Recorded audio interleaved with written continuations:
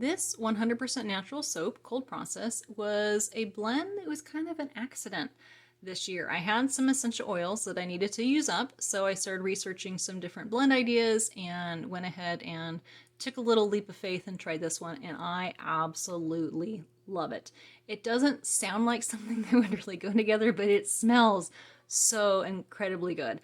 This 100% natural fragrance, essential oils, and colorants on this soap. I used a blend of, actually, let me tell you what it's called. It is called Lavender Lime Forest, and it is a blend of fir, lime, and lavender, and it smells amazing. It really, really does.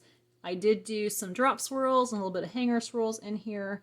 I added some kaolin clay to help anchor those elusive essential oils in cold process because they do tend to want to fade. Once you start using it, they smell absolutely amazing. And for the colors, I have some purple Brazilian clay in there.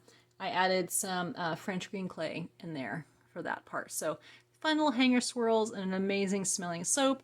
I did do a little bit of swirls on the top. Fir Needle does tend to cause soap to accelerate.